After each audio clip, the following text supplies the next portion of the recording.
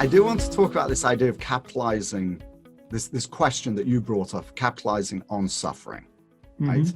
And one of the things that I remember from the last downturn was that after the initial wave of shock and horror had engulfed the market, remember, it was completely different. It was a financial crisis last time. Let's hope it doesn't bubble into that this time. But once that had died down, there came along a wave of increasingly confident, opportunistic messaging, right? This is a good time to buy.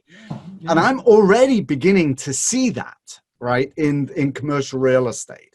People are slowly beginning to feel confident that it's okay to say, this presents a good buy opportunity. I'm glad I've got dry powder, line up behind me because this is going to be a good opportunity.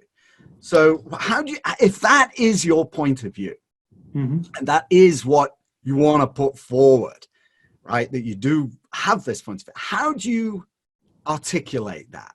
Yeah. Jason? So you're right.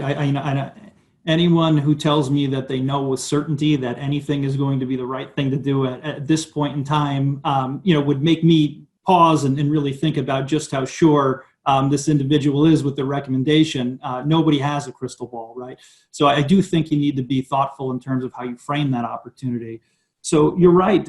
You might be operating in a business that is not being materially impacted from an operational standpoint as it relates to all the challenges associated with COVID. And you might be able to offer some real value to a certain constituent, whether it's raising capital to take advantage of buying opportunities in the market. Interest rates are lower. What does that mean? How do we go ahead and make sure we're putting our investors' capital to good work?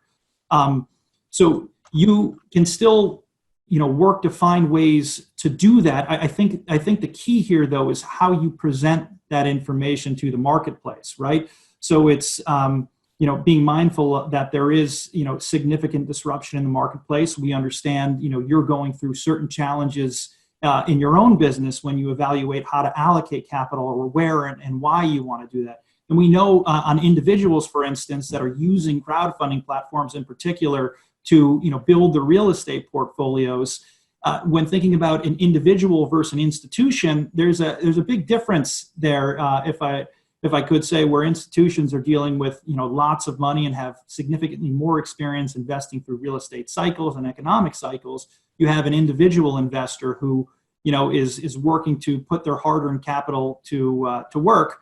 So when you're talking to the different audiences, you need to be mindful of that. With an institutional investor, obviously, you could be more sophisticated in how you deliver that message and doing that in a way that says, here's something that we can talk about when the time is right for you. We've identified opportunities. We want to be respectful of what you're going through, but we also want to make sure you're aware of what we're seeing in the marketplace and how we think we can help you.